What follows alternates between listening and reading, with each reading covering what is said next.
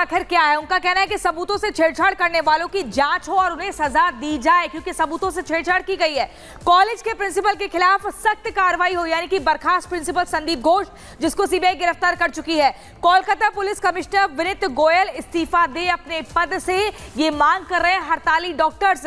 स्वास्थ्य कर्मियों की सिक्योरिटी को बढ़ाया जाए, उन्हें सुरक्षित माहौल दिया जाए और लिखित में दिया जाए कि सिक्योरिटी बढ़ेगी, महिला सिक्योरिटी गार्ड्स रखे जाएं और ये संख्या ज्यादा से ज्यादा होनी चाहिए, क्योंकि नाइट शिफ्ट भी लगती है। अस्पतालों में थ्रेट कल्चर खत्म होना चाहिए।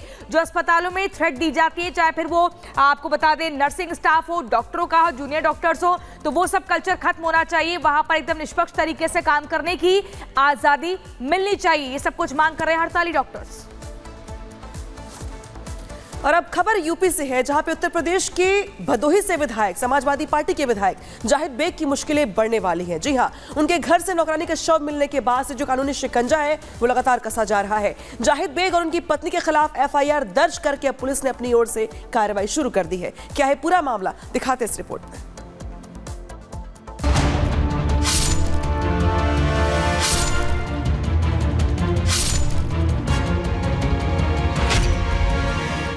घर से नौकरानी का शव मिलने के बाद भदोही से समाजवादी पार्टी के विधायक शक के घेरे में तो थे ही, और अब वो कानून के लपेटे में आ गए हैं। उनके खिलाफ एक्शन की शुरुआत हो गई है।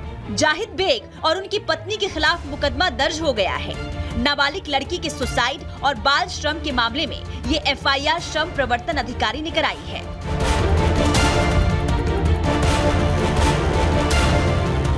भदोही कोतवाली में कई गंभीर धाराओं में विधायक के खिलाफ केस दर्ज किया गया है।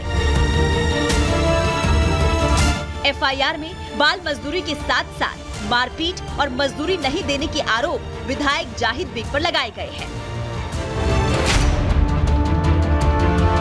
आरोप है कि मुक्त कराई गई लड़की को मजदूरी नहीं मिलती थी और उसके साथ डांट फटकार और मारपीट की जाती थी। 9 सितंबर को सपा विधायक जाहिद बेग के घर में काम करने वाली नाबालिग लड़की का फंदे पर लटका हुआ शव मिला था। बताया गया कि वो लड़की पिछले 7 साल से उनके घर पर काम कर रही थी। आशंका जताई जा रही है कि लड़की ने आत्महत्या की है। इस घटना के दूसरे दिन यानी कि 10 सितंबर को जाहिद बेग के घर पर छापा पड़ा था। श्रम प्रवर्तन विभाग और पुलिस की टीम ने नायब तहसीलदार के साथ छापा मारकर बाल मजदूरी में लगी लड़की को आजाद कराया था। इन दोनों घटनाओं के सामने आने के बाद से ही सपा विधायक पर सवाल उठ रहे हैं और अब उनके साथ साथ उनकी पत्नी पर भी एफआईआर दर्ज की गई है। अब देखना होगा कि ये मामला क्या नया मोड़ लेता है। Bureau report, Republic Bharat. और चलिए अब अगली खबर आपको बताएंगे। जिहाद का जाल, बेटियां शिकार। दरअसल उत्तर प्रदेश के अलीगढ़ जिला का ये मामला है, जहां पर 2 अलग अलग मामले सामने आए हैं। विशेष समुदाय के युवकों ने हिंदू लड़कियों को पहले प्रेम जाल में फंसाया, बहलाया, फुसलाया और फिर धर्मांतरण का दबाव बनाया। कैसे, क्या है खबर, इस रिपोर्ट में देखिए।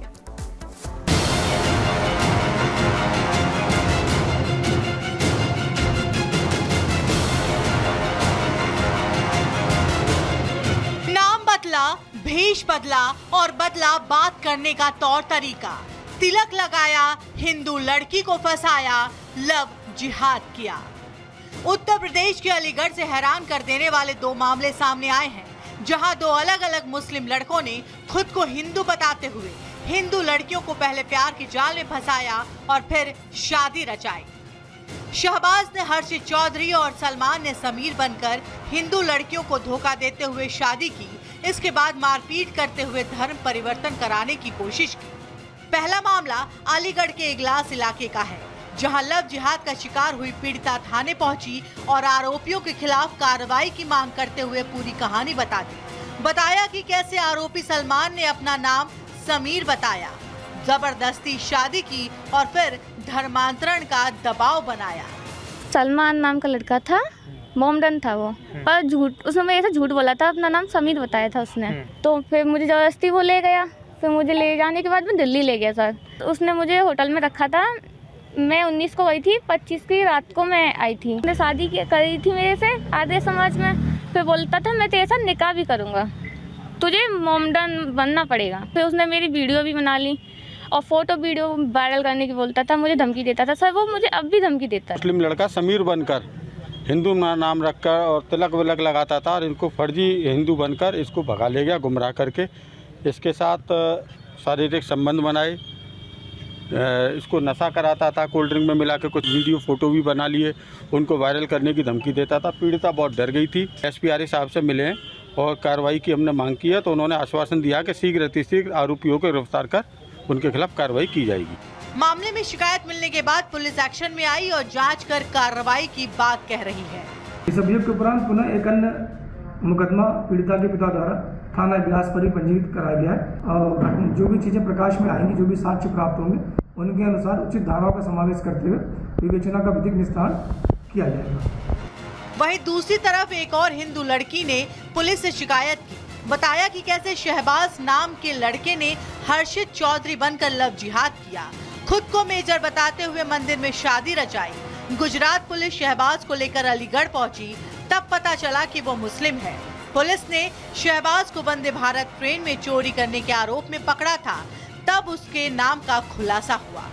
वेबसाइट के माध्यम से उससे मुलाकात हुई और उससे शादी की, लेकिन बाद में जब उसको जानकारी हुई कि उसके लड़के का नाम हर्षित चौधरी ना होके कुछ और है और जो असली नाम बाद में पता चला शहबाज खान है, तो इस बात पर उसने मुकदमा पंजीकृत कराया कि उसने उसको अंधेरे में रखते हुए उसके साथ शादी रचाई और उसके साथ धोखाधड़ी की और जो उन्होंने तहरीर में दिया और भी गलत काम वगैरह किया है। इस संबंध में थाना बन्ना देवी पर मुकदमा पंजीकृत हुआ और अभियुक्त भी गिरफ्तार होकर जेल भेज दिया गया है।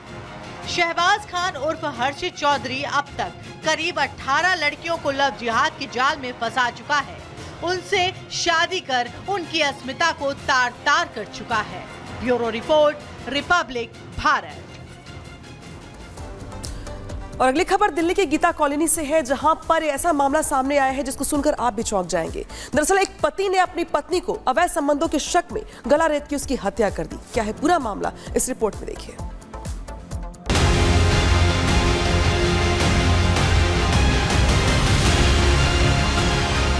पति ने की पत्नी की हत्या, घर में घुसकर गला रेता, अवैध संबंध का था शक, गिरफ्त में आरोपी पति।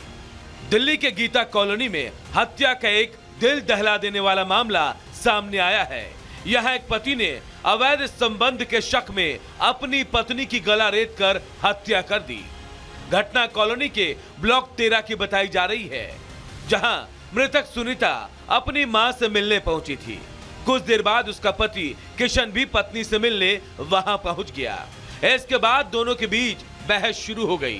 पहले किशन ने दुपट्टे से सुनीता का मुंह दबाया और फिर चाकू निकालकर उसका गला काट दिया। दिल्ली के गीता कॉलोनी इलाके में एक और हत्या का मामला सामने आया है, जहां पर पति ने अपनी ही पत्नी की गला काटकर हत्या कर दी। इस वक्त मैं गीता कॉलोनी के 13 ब्लॉक के उसी घर के बाहर मौजूद हूं, जहां पर आरोप